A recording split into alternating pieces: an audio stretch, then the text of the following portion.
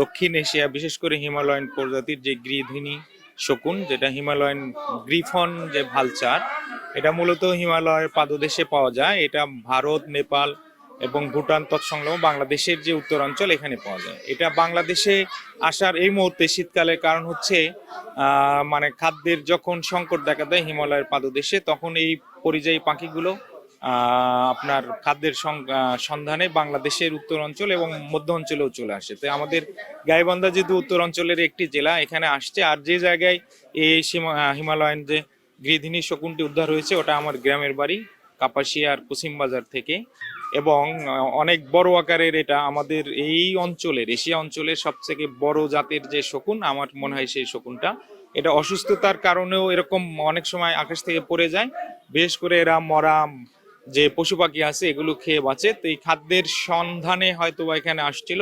তো ধন্যবাদ গাইবান্ধা সরকারি কলেজের তীর টিমকে, যে এই যে বিরল প্রজাতির একটি শকুন উদ্ধার করেছে।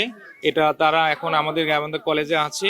আমাদের এই সংগঠন বা সিংড়া ফরেস্টে হয়তো হস্তান্তর করবে। এই পাখি যেন দ্রুত সুস্থ হয়। আমরা বন্যপ্রাণী নিয়ে কাজ করে থাকি, পরিবেশ নিয়ে কাজ করে থাকি। তো কালকে সন্ধ্যার দিকে আমাদের কাছে একটা কল আসে যে এটা সুন্দরগঞ্জ উপজেলায় সিচা থেকে একটু পশ্চিমে কাসিমবাজার জায়গাটার নাম। তো ওইখানে নাকি একটা শকুন আটকা পড়ছে, মানে উঠতে ধরে ও নাকি পড়ে গেছে। তো ওটাকে রেস্কিউ করতে হবে, কল আসে।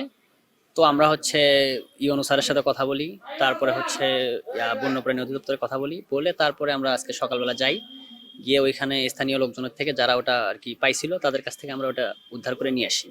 এখন আমরা এটাকে সিংড়াতে ওইখানে শকুনদের পরিচর্যা কেন্দ্র আছে, ওইখানে পাঠাই দিব। আমরা প্রতি বছর শকুন যেগুলো আছে, শকুন এবং অন্যান্য বন্য প্রাণী আছে, যেমন আপনার পাখি, যেগুলো দেশীয় পাখি যেগুলো ধরা যাবে না বা মারা যাবে না, কিংবা ক্রয় বিক্রয় যে অপরাধ, এই ব্যাপারে জনগণকে সচেতন করে থাকি এবং বন বিভাগের সহায়তায় এগুলোকে উদ্ধার এবং অবমুক্ত করে থাকি। আমরা এখন পর্যন্ত শতাধিকের উপর রেস্কিউ সম্পূর্ণ করেছি। এর মধ্যে এই বছর আমাদের এটি প্রথম হিমালয়ান গৃধিনী শকুন উদ্ধার গাইবান্ধায়। তো আশা করি যদি অন্য কোথাও থেকেও যদি আমার কাছে কল আসে, তাহলে আমরা সেই প্রাণীটিকে নিয়ে এর যে শকুন পরিচর্যা কেন্দ্র আছে সিংড়া ফরেস্টে, সেখানে প্রেরণের ব্যবস্থা করব। এক্ষেত্রে আমাদেরকে IUCN সহায়তা করে থাকে এবং বন অধিদপ্তর সহায়তা করে থাকে। আমাদের এই তীর সংগঠন পরিবেশ নিয়ে কাজ করে, পরিবেশ বান্ধব একটা সংগঠন। জীব এবং জীবিকার যে মান উন্নয়নে পর্যায়ে যে পাখিগুলো আমাদের এদিকে আসে তাদের দেখভাল করার জন্য অসুস্থ যে পাখি বা অন্যান্য জীবজন্তু থাকে আমরা সেগুলো উদ্ধার করে থাকি। এই কাজগুলো সার্বিক দিক দিয়ে অনেক ভালো লাগে। সানবিট সব দিবে সামাল। সানবিট ম্যাজিক প্রেস ডিশওয়াশিং এর মাথা ঘোরানো সলিউশন। এই পাখিটা প্রত্যেক বছরে এই শীতের সময়, যে আমাদের এই সময় আসলে হিমালয় থেকে যে হিমালয় থেকে হিমশীতল বাতাস আমাদের এদিকে চলে আসে, এবং এই শীতে মানুষও, জীবরা খুবই কষ্ট পায়, এবং এই সময় খাবারগুলো প্রায় সব ঢেকে যায় বা খাবারগুলো সবাই লুকায় পড়ে আর কি, যে জ্যান্ত খাবার যেগুলো খায় আর কি এই পাখিগুলো, বা সেগুলি থাকে না জন্য এরা খাবার অভাবে একদিন দুর্বল হয়ে যায়। তারপরে দীর্ঘ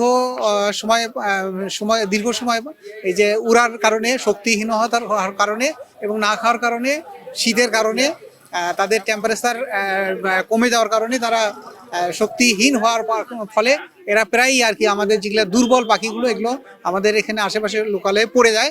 এবং এরা একটু যদি তাদেরকে সেবা শুশ্রূষা করা যায় বা খাবার দেওয়া যায়, তাহলে কিন্তু আবার তারা শক্তি সঞ্চয় করে আবার উড়ে যেতে পারে।